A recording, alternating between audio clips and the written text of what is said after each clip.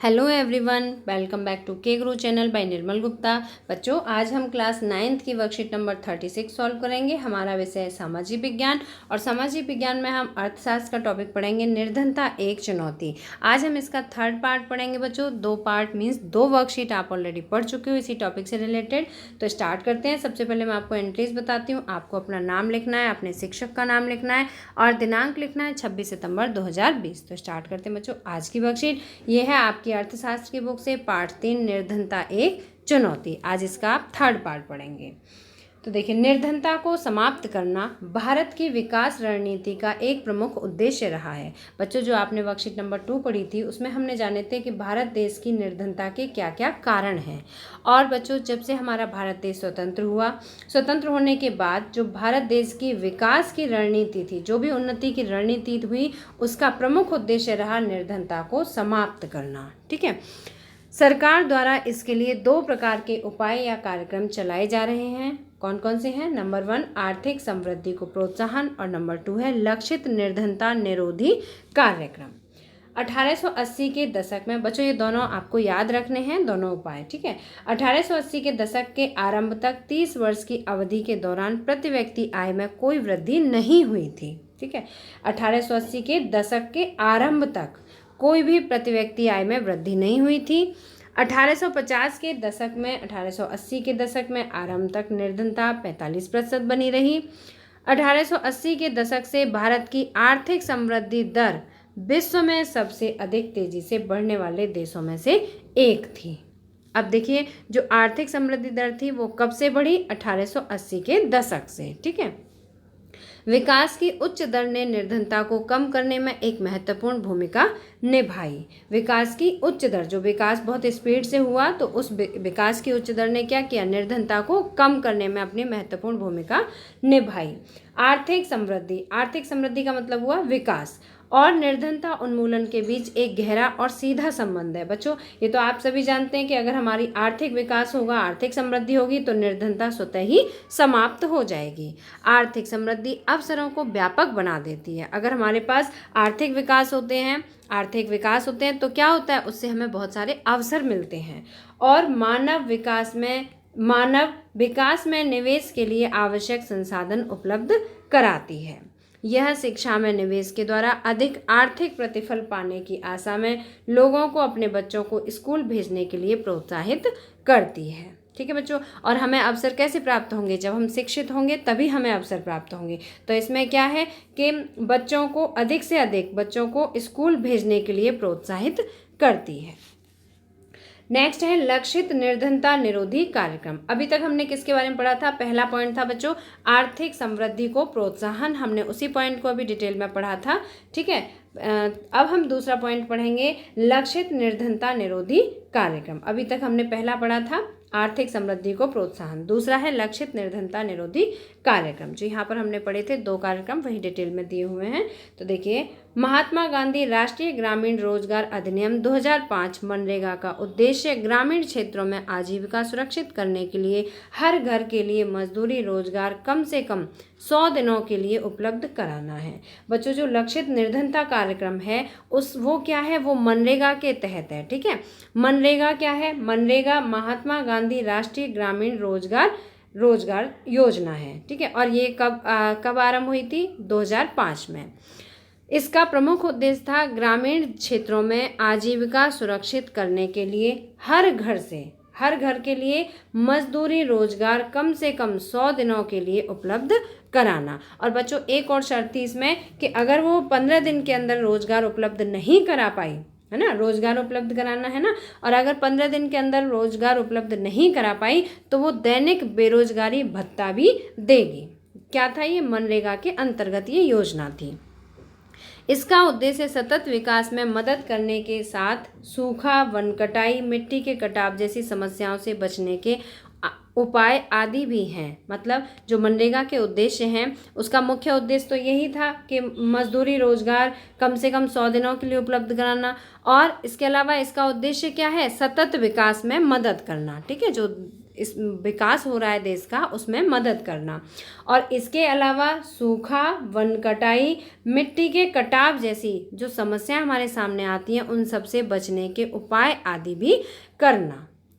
श्रमिकों के लिए मजदूरी दर संशोधित कर रुपये 168 से लेकर 281 प्रतिदिन तक तय की गई है। इसके लिए केंद्र सरकार और राज्य सरकारें रोजगार गारंटी कोष की स्थापना करेंगी।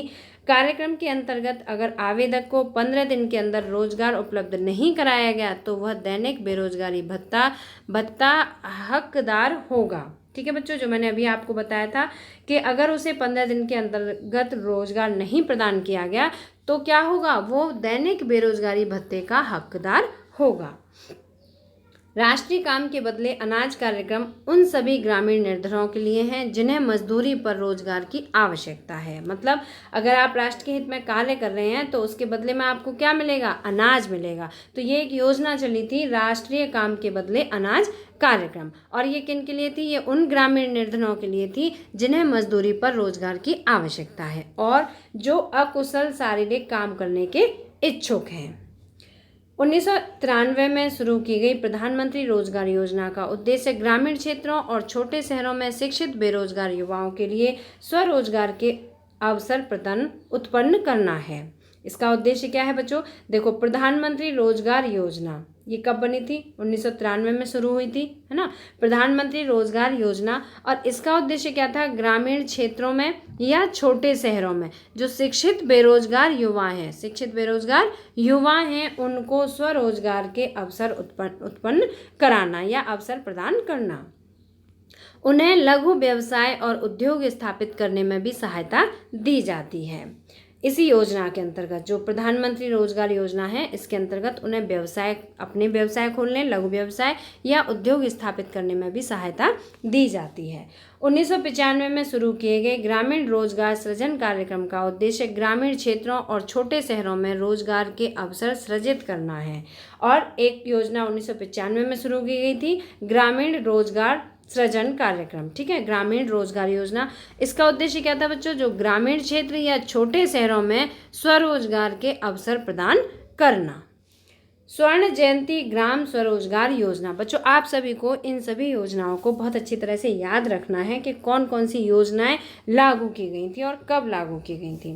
स्वर्ण जयंती ग्राम स्वरोजगार योजना का आरंभ 1999 में किया गया। इस कार्यक्रम का उद्देश्य सहायता प्राप्त निर्धन परिवारों को स्व सहायता समूहों में संगठित कर बैंक ऋण और सरकारी सहायकी के संयोजन द्वारा निर्धनता रेखा से ऊपर लाना है। अब ये कौन सी थी, स्वर्ण जयंती ग्राम स्वरोजगार योजना, और ये कब आरंभ हुई थी बच्चों, 1999 में। और इसका उद्देश्य क्या था कि जो सहायता प्राप्त निर्धन परिवारों के जो स्व सहायता समूह हैं उनमें संगठित करके बैंक ऋण और सरकारी सहायकी के संयोजन द्वारा उन्हें निर्धनता रेखा से ऊपर लाना है। प्रधानमंत्री ग्रामोदय योजना, नेक्स्ट योजना है प्रधानमंत्री ग्रामोदय योजना। इसके अंतर्गत प्राथमिक स्वास्थ्य, प्राथमिक शिक्षा, ग्रामीण आश्रय, ग्रामीण पेयजल और ग्रामीण विद्युतीकरण जैसी मूल सुविधाओं के लिए राज्यों को अतिरिक्त केंद्रीय सहायता प्रदान करना। अब इसमें क्या किया गया था, अतिरिक्त केंद्रीय सहायता प्रदान की गई थी। मतलब राज्यों को तो अपने राज्य स्तर पर उनके पास सुविधाएं थीं, लेकिन और उन सुविधाओं को और अधिक बढ़ाने के लिए केंद्र ने भी अपनी सहायता दी। तो ये इस योजना का नाम क्या था, प्रधानमंत्री ग्रामोदय योजना। अंत्योदय अन्न योजना, नेक्स्ट योजना है अंत्योदय अन्न योजना। अत्यंत निर्धनों के लिए चलाई गई योजना है। अब बच्चों आपने इन सभी योजनाओं को पढ़ा। इसके बाद देखिए भावी चुनौतियाँ, भावी जीवन मतलब आने वाले जीवन में कौन कौन सी चुनौतियाँ हैं। तो देखिए भारत में निर्धनता में निश्चित रूप से गिरावट आई है, भावी चुनौतियाँ, लेकिन प्रगति के बावजूद निर्धनता उन्मूलन भारत की एक बाध्यकारी चुनौती है। मतलब भारत देश की प्रगति हो रही है, विकास हो रहा है, लेकिन विकास होने के बावजूद भी जो निर्धनता है, निर्धनता उन्मूलन मतलब निर्धनता को समाप्त करना, ये भारत के लिए एक बहुत बड़ी चुनौती बनी हुई है। ग्रामीण और शहरी क्षेत्रों और विभिन्न राज्यों में निर्धनता में व्यापक असमानता है। असमानता किस तरह से, जो शहरी क्षेत्रों में अलग है और राज्यों में निर्धनता का लेवल अलग है, तो इस तरह से असमानता बनी हुई है। देश में निर्धनता की समाप्ति का कार्य उच्च आर्थिक समृद्धि मतलब उच्च आर्थिक विकास, सभी के लिए निःशुल्क प्राथमिक शिक्षा, जनसंख्या वृद्धि में गिरावट। बच्चों ये सभी वो कार्य हैं जिनसे कि हम देश की निर्धनता को समाप्त कर सकते हैं। महिलाओं और समाज के आर्थिक रूप से कमजोर वर्गों के बढ़ते सशक्तिकरण के द्वारा ही संभव हो सकेगा। तो अगर हम इन सभी को अपनाएं, जैसे कि उच्च आर्थिक विकास पर ध्यान दें, सभी की निःशुल्क प्राथमिक शिक्षा पर ध्यान दें, जनसंख्या वृद्धि में गिरावट पर ध्यान दें और जनसंख्या वृद्धि ना करें, महिलाओं और समाज के आर्थिक रूप से कमजोर वर्गों के बढ़ते सशक्तिकरण के द्वारा ही संभव हो पाएगा। निर्धनता का अर्थ जीवन निर्वाह के न्यूनतम स्तर की अपेक्षा उच्च स्तर के रूप में हो। निर्धनता का अर्थ क्या है? जीवन निर्वाह के न्यूनतम स्तर की अपेक्षा उचित स्तर के रूप में हो। निर्धनता की अवधारणा का विस्तार मानव निर्धनता तक कर देना चाहिए। हो सकता है कि बड़ी संख्या में लोग अपना भोजन जुटाने में समर्थ हों, लेकिन क्या उनके पास शिक्षा, घर, स्वास्थ्य सेवा की सुविधा, रोजगार की सुविधा, आत्मविश्वास और सम्मान है? मतलब ये तो मान लीजिए कि व्यक्ति निर्धन है। किस लिए निर्धन है? उसके पास भोजन नहीं है, उसके पास रहने के लिए घर नहीं है। क्या उसे इसीलिए निर्धन माना जाता है? लेकिन इसके अलावा और भी स्तर हैं, जैसे कि उसके पास क्या शिक्षा है, उसके पास स्वास्थ्य सेवा की सुविधाएं हैं, रोजगार की सुरक्षा है, आत्मविश्वास या आत्मसम्मान है। अगर वो नहीं है तो वो व्यक्ति भी निर्धन ही माना जाएगा।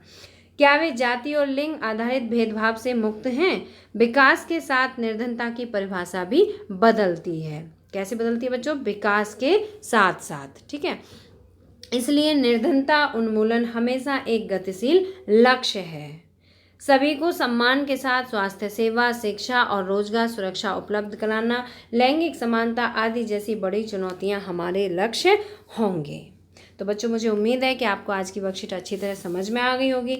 अब वर्कशीट पर आधारित यहाँ 6 प्रश्न दिए हुए हैं, हम सभी प्रश्नों को समझेंगे और उनके उत्तर भी समझेंगे। पहला प्रश्न है, निर्धनता दूर करने के लिए सरकार द्वारा किन 2 प्रकार के उपाय किए जा रहे हैं? तो बच्चों 2 प्रकार के उपाय बताने हैं आपको। वर्कशीट की स्टार्टिंग में ही दोनों उपाय बताए गए थे, तो मैं आपको लिखित रूप में आंसर दिखाती हूँ। पहले प्रश्न का आंसर है, निर्धनता दूर करने के लिए सरकार द्वारा निम्न 2 उपाय किए जा रहे हैं। पहला है आर्थिक समृद्धि को प्रोत्साहन और दूसरा है लक्षित निर्धनता निरोगी कार्यक्रम। प्रश्न नंबर 2 है, आर्थिक विकास से निर्धनता किस प्रकार प्रभावित होती है? आर्थिक विकास से निर्धनता किस प्रकार प्रभावित होती है? तो इसका आंसर है, जब किसी देश की आर्थिक स्थिति में सुधार आता है तो निर्धनता स्वतः ही कम होनी प्रारंभ हो जाती है। बच्चों ये स्वाभाविक सी बात है कि अगर आर्थिक स्थिति अच्छी होगी देश की तो देश में निर्धन लोग कम होंगे, है ना। तो निर्धनता स्वतः ही कम होनी प्रारंभ हो जाती है क्योंकि लोगों को रोजगार के अवसर प्राप्त होते हैं। आर्थिक समृद्धि व्यापक अवसर प्रदान करती है। इस प्रकार आर्थिक विकास से निर्धनता प्रभावित होती है। अब प्रश्न नंबर 3 पढ़िए, मनरेगा कार्यक्रम के क्या क्या उद्देश्य हैं? बच्चों मनरेगा कार्यक्रम अभी हमने वर्कशीट में डिटेल में पढ़ा था। अब देखिए, मनरेगा कार्यक्रम के उद्देश्य निम्नलिखित हैं। कौन कौन सा है? पहला देखिए, मजदूरों को कम से कम 100 दिन का रोजगार उपलब्ध कराना। ये पहला उद्देश्य है, मजदूरों को कम से कम 100 दिन का रोजगार उपलब्ध कराना। सॉरी। सेकंड है, सूखा, वन कटाई एवं मिट्टी के कटाव जैसी समस्याओं से बचने के उपाय करना। थर्ड है, 1/3 रोजगार महिलाओं के लिए सुरक्षित करना। ठीक है बच्चों। और फोर्थ है, विभिन्न राज्यों के अकुशल श्रमिकों के लिए मजदूरी तय करना।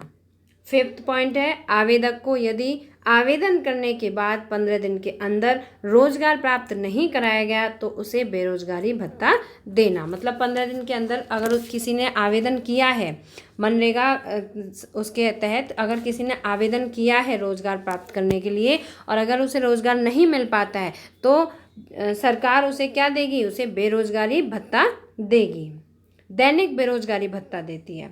6 पॉइंट है, मनरेगा के तहत सतत विकास द्वारा श्रमिकों की आर्थिक स्थिति में सुधार करना। ठीक है, सतत विकास मीन्स धीमे धीमे जो विकास है उसके द्वारा श्रमिकों की आर्थिक स्थिति में सुधार करना। तो बच्चों मुझे उम्मीद है कि आपको मनरेगा के उद्देश्य सभी अच्छी तरह समझ में आ गए होंगे। अब है प्रश्न नंबर 3। प्रश्न नंबर 4, युवाओं को स्वरोजगार योजना से क्या लाभ हो सकते हैं? स्वरोजगार, स्वरोजगार मतलब अपना रोजगार, ये योजना है बनाई गई थी। तो युवाओं को इस रोजगार के द्वारा क्या लाभ हो सकते हैं? तो इसका आंसर है युवाओं को स्वरोजगार योजना से निम्नलिखित लाभ हो सकते हैं। नंबर 1, इस योजना के तहत युवाओं को लघु व्यवसाय व उद्योग आरंभ करने में सहायता मिल सकती है। बच्चों, युवा वर्ग को अगर उन्हें थोड़ी सी सहायता मिल जाए सरकार की चलाई हुई किसी योजना से, तो वो अपनी लघु व्यवसाय खोल सकते हैं, है ना, और अपना उद्योग भी आरंभ कर सकते हैं। सेकंड पॉइंट है, युवा वर्ग स्वयं के साथ अन्य लोगों को भी स्वरोजगार के अवसर प्रदान कर सकते हैं। अगर किसी को कोई व्यक्ति अपना उद्योग खोलता है तो वो अकेला व्यक्ति तो उस उद्योग को नहीं चला सकता, उसके लिए उसे बहुत से वर्कर्स की ज़रूरत पड़ती है ना। तो इस तरह से वो केवल स्वयं के लिए ही नहीं बल्कि और लोगों को भी रोजगार के अवसर प्रदान करते हैं।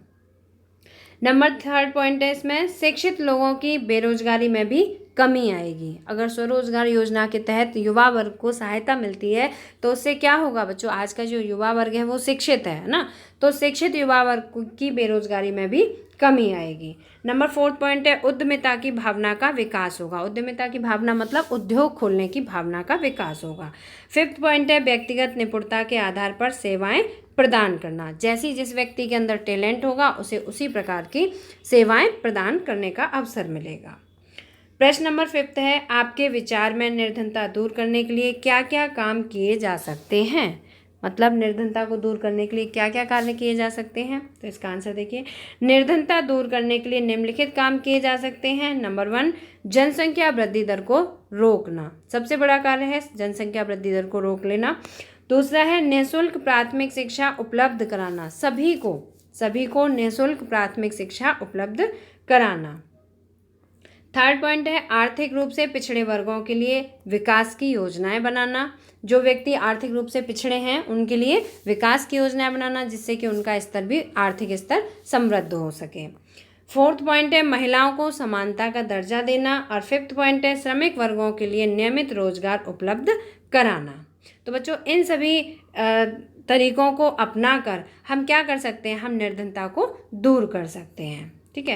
अब प्रश्न नंबर 6 देखिए, भोजन व आवास जुटाने के साथ किसी व्यक्ति के जीवन में अन्य किन आवश्यकताओं को आप महत्व देंगे और क्यों? बच्चों, जीवन की मूलभूत आवश्यकताएं होती हैं रोटी, कपड़ा और मकान, लेकिन इनके अलावा कुछ और भी ऐसी आवश्यकताएं होती हैं जो कि इन्हीं आवश्यकताओं के बराबर ही महत्वपूर्ण होती हैं। तो वो कौन कौन सी हैं और उन्हें इतना महत्व क्यों दिया जाता है? तो इसका आंसर देखिए, भोजन व आवास जुटाने के साथ हम शिक्षा, स्वास्थ्य सुविधाएं, रोजगार की सुरक्षा, आत्मविश्वास, सम्मान व समानता को महत्व देंगे। क्यों भी पूछा है तो क्योंकि इन सभी का भी जीवन में उतना ही महत्व है या उतनी ही आवश्यकता है जितनी कि भोजन व आवास की। तो बच्चों, मुझे उम्मीद है कि आपको आज की वर्कशीट अच्छी तरह समझ में आ गई होगी। अगर आपको पसंद आई है तो लाइक करना, अपने फ्रेंड्स के साथ शेयर करना, और अगर अभी तक आपने सब्सक्राइब नहीं किया तो हमारे चैनल को सब्सक्राइब जरूर करना।